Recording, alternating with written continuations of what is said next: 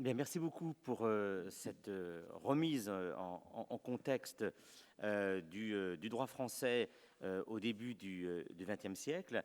Je me tourne vers les organisateurs. Nous avons le temps de la discussion qui était prévue sur le programme.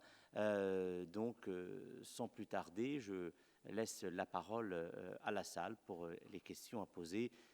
Notre collègue italienne a hélas dû partir pour des contraintes que nous comprenons tous.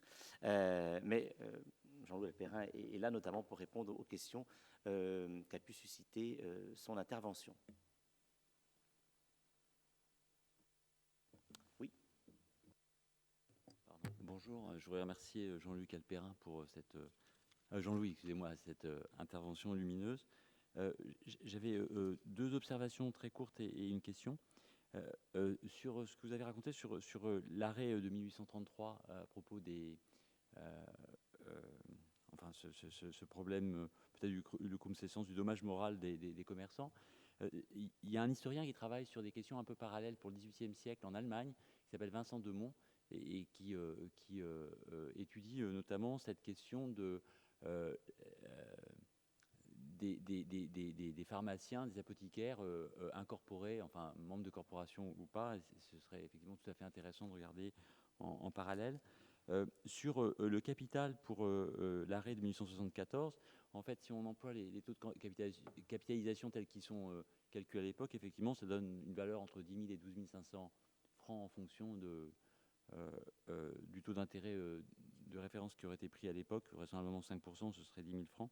Et donc, la question est la suivante. Est-ce que le développement, notamment des compagnies un peu à privilège, comme les compagnies de chemin de fer, par exemple, qui ont une position ambiguë puisque les travaux sont faits par l'État, elles exercent notamment à partir des lois du Second Empire sous la garantie de l'État, et c'est renforcé à partir des lois de 1883.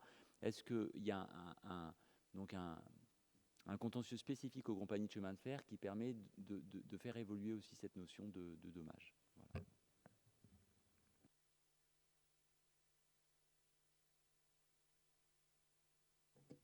Alors, il y a un contentieux spécifique qui fait l'objet même d'ouvrages spécifiques plus généraux sur les chemins de fer, mais impliquant la question de la responsabilité. C'est un contentieux civil,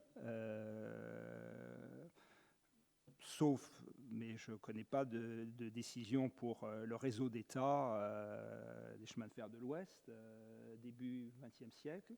Je ne sais pas s'il y a des décisions sur ce point. La controverse belge dont j'ai parlé, elle porte devant la Cour de cassation, c'est un pays qui, à cette époque, ignore la dualité juridictionnelle, sur le réseau de chemin de fer de l'État belge et sa responsabilité. En France, c'est la responsabilité de compagnies privées qui n'a jamais fait de doute, et c'est là qu'on voit bien la différence, en tout cas pour la première moitié du XIXe siècle, avec l'Angleterre, où il a fallu une intervention législative, le Lord Campbell Act, pour permettre aux parents des victimes décédées d'agir. Jusque-là, il n'avait aucune action. En France, la possibilité d'action n'a jamais été discutée. Ce qui a été discuté, c'est la source de la responsabilité et, en conséquence, la charge de la preuve, puisque pendant la plus grande partie du XIXe siècle, cette responsabilité des compagnies de chemin de fer est considérée comme délictuelle, fondée sur l'article 1382 et nécessitant la preuve par les victimes d'une faute de la compagnie. Sur ce terrain, comme d'ailleurs sur les accidents du travail, les juges, en règle générale, viennent en aide aux victimes assez tôt en France au XIXe siècle, par exemple en matière de chemin de fer, en considérant qu'un chemin de fer ne doit pas dérailler, et que si un chemin de fer déraille, c'est probablement qu'une règle de sécurité n'a pas été respectée. Et donc, res ipsa loquitur, le dommage, non pas prouve la faute, mais mène sur la voie de la faute. Il n'en reste pas moins que, comme pour les accidents du travail, ça pouvait être difficile pour les victimes, n'avaient pas d'expertise particulière en chemin de fer, de faire la preuve de la faute, d'où l'idée d'aller vers la responsabilité contractuelle à partir des années 1880, avec un problème juridique parce que le Code civil et le Code de commerce parlent de la responsabilité des transporteurs pour les avaries et les marchandises, mais ne parlent pas de la responsabilité pour les personnes. Donc c'est tout le processus de l'invention de l'obligation de sécurité qui a commencé dès les années 1880 dans les cours d'appel. Toujours rappeler que la jurisprudence, ça n'est pas ex nihilo à la Cour de cassation, qu'il y a des mouvements qui commencent plus bas, et qui est consacré tardivement, et pour un accident arrivé dans un transport maritime, en 1911 par la Cour de cassation, donc avec cette idée de l'obligation de sécurité contenue dans le contrat de transport. Donc là, il y a bien clairement une volonté de protéger les victimes et de tenir compte de l'évaluation. Là aussi, je pense qu'il serait intéressant, pas très facile, dans la jurisprudence publiée ou et dans les archives, d'essayer d'avoir plus d'éléments chiffrés sur les indemnités et de considérer, je l'ai un petit peu esquissé, la question de savoir si les juges, ce qui est assez probable, tenaient compte du statut social de la victime. On a vu que pour les indemnités versées à des victimes des classes populaires ou à des enfants des classes populaires, il semble qu'on s'ajuste sur le salaire minimum et sur des sommes assez basses. En revanche, si la victime a plus de fortune, on peut envisager qu'il y ait des sommes plus importantes.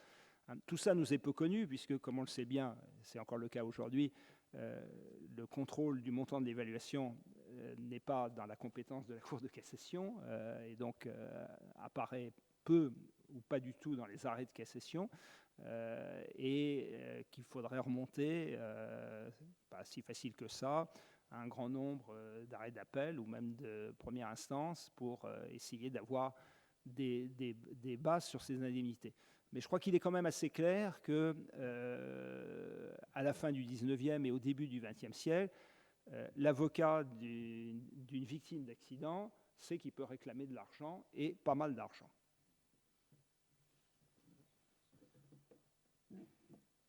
Oui, merci beaucoup pour cette conférence.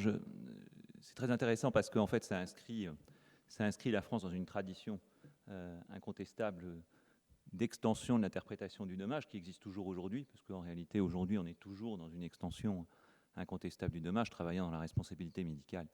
Je sais de quoi je parle. Mais le fait est effectivement que c'est une vraie tradition. Mais justement, est-ce que vous avez une idée sur le fondement de cette tradition ? C'est-à-dire, en fin de compte, pourquoi est-ce que la France se retrouve, dès le 19e siècle, si je comprends bien, dans une extension de cette notion de dommage, alors qu'en fin de compte, autour d'elle, les pays étrangers ne sont pas forcément intéressés par cette extension, en tout cas même le regardent avec un œil parfois suspect. Une idée, je ne sais pas du tout, hein, c'est une idée personnelle sur le fondement justement de cette extension. C'est une question difficile. Je pense quand même que le point de départ, c'est l'article 1382. Il a été conçu quand même, et volontairement, pour être très large. Alors pourquoi est-ce que ces rédacteurs envisagent déjà, est-ce qu'il y a une tradition d'Ancien Régime ? Oui, pour une part, y compris pour les dommages causés à l'honneur des personnes. Ils pouvaient être indemnisés sous l'Ancien Régime, mais ils pensent effectivement que le dommage, c'est une perte évaluable et que cette perte doit être indemnisée. Ensuite, avec cet instrument qui n'existe pas dans les autres pays, d'une clause générale, les tribunaux se trouvent rapidement, j'avais fait quelques sondages autrefois à Lyon dans le tribunal de première instance, où on voit que dès la première moitié du XIXe siècle, il y a beaucoup d'affaires de responsabilité, où d'ailleurs la motivation est très limitée. On ne cite même pas l'article 1382, tellement ça paraît clair. Hein, de la même manière qu'en matière contractuelle, un débiteur qui ne paye pas doit être condamné, et condamné aussi à payer des dommages d'intérêt. Le responsable d'un accident doit payer. Je pense que les magistrats sont convaincus de ce point de départ. Bon, après, il y a des demandes, on commence à évaluer. Alors, à partir de quelle date? Il y a des avocats, il y a l'entraînement aussi des procès pénaux avec les parties civiles. La partie civile aussi, non seulement ça n'existe pas dans tous les pays, loin de là, au XIXe siècle, dans la première moitié du XIXe siècle, mais ça entraîne très tôt, et là on a quelques études, l'habitude des avocats de plaider pour les parties civiles. Et un avocat qui plaide pour une partie civile, en principe, il n'a rien droit de dire sur la sanction pénale, même si souvent il ne s'en prive pas, mais il plaide pour obtenir des dommages d'intérêt. Et bon, soyons pas quand même naïfs, hein, avec l'avoué derrière, même s'il n'y a pas de proportionnalité entre les dommages et les honoraires, hein, plus on obtiendra de dommages, plus on peut espérer être bien payé comme avoué ou comme avocat. Donc je pense qu'il y a une sorte de poussée ainsi des droits subjectifs, hein, qui fait qu'il y a un instrument législatif, il y a des professionnels du droit qui savent qu'on peut tirer de l'argent de cela, et il y a des juges qui sont prêts, bon, peut-être un peu de manière capricieuse, hein, sans aucune grille d'évaluation, mais qui disent tout ça mérite d'être indemnisé. Donc, à la louche, on indemnise. Si je peux me permettre, pour rebondir dans ce débat, il y a peut-être, parce que les facteurs sont sans doute multiples et c'est très compliqué d'expliquer, mais il y a peut-être un autre facteur qui est lié à l'institution qui nous reçoit aujourd'hui et depuis hier, et donc qui est lié à l'existence d'une dualité de juridiction. C'est-à-dire qu'on sait bien qu'il y a une rivalité, ou du moins une forte méfiance de l'autorité judiciaire à l'égard de ce juge administratif qui, jusqu'en 1872, n'en est pas encore un vraiment, puisqu'il statue en justice retenue, et que la question de la récessibilité a vraiment été un enjeu de pouvoir entre la Cour de cassation et le Conseil d'État. Vous l'avez rappelé à propos d'ailleurs des colis postaux. Et donc, il y a deux choses. Pendant un temps, le Conseil d'État estime qu'on ne peut engager la récessibilité de l'État à raison de ses activités de souveraineté. Et donc là, il y a une forme d'irrécessibilité de l'État. Et puis, incontestablement, à l'époque où vous avez parlé, qu'on se situe juste avant la Première Guerre mondiale, le Conseil d'État a fourni un très important travail pour abandonner cette irrécessibilité de l'État, en abandonnant en fait la justification conceptuelle qui était de distinguer entre les actes d'autorité et les actes de gestion, en disant il n'y a plus cette distinction, donc on peut concevoir que l'État puisse être responsable de ses activités de souveraineté, et donc c'est l'arrêt Tommaso Greco, notamment en matière d'activité de police.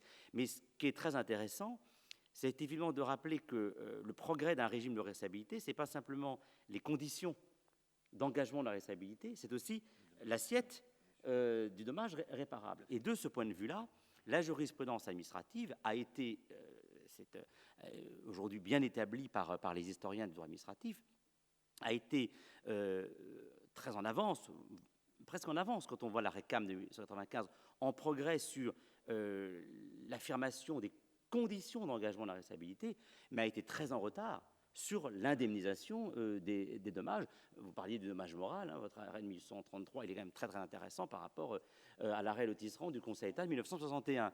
Donc peut-être, là c'est de l'ordre de la sociologie judiciaire, je fais cela de manière très intuitive, mais peut-être qu'il y avait aussi de la part des juges judiciaires le moyen de dire, vous voyez, moi j'indemnise, là où le juge administratif est extrêmement, n'est pas du tout généreux en raison du fait qu'il est le gardien des deniers publics. Donc il y a peut-être également ce facteur, mais cette dualité de juridiction, je crois qu'elle est importante et elle ne peut pas ne pas jouer, notamment sur le choix du juge que l'on va choisir pour réparer les dommages, et notamment la question des dommages de guerre. Donc c'était aussi un autre facteur qui joue.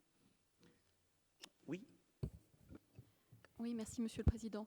Bonjour Monsieur, Céline Husson-Roche-Congar, maître de conférence en droit public à l'Université de Picardie. Merci beaucoup pour le panorama très vaste que vous nous avez donné à voir. J'aurais aimé savoir s'il vous semble que les différents cas examinés par les juridictions que vous avez évoqués l'ont été sous l'angle du caractère exceptionnel de la situation ou des circonstances, et si oui, dans quelle mesure. Ce questionnement me vient par comparaison avec ce qu'on peut observer sur le temps long en droit international par rapport à la notion de guerre, mais aussi en finances publiques par rapport à la notion de crise, par exemple. Vous avez montré que cette évolution jurisprudentielle tendait à reconnaître de moins en moins de cas fortuits et de force majeure, avez-vous dit. Est-ce que cela voudrait dire, d'après vous, de moins en moins de situations reconnues comme extraordinaires, et donc un basculement vers une forme d'ordinaire, ou bien au contraire une meilleure prise en compte de ces cas qui seraient reconnus comme extraordinaires? Est-ce qu'il vous a été possible d'identifier cet élément? Merci.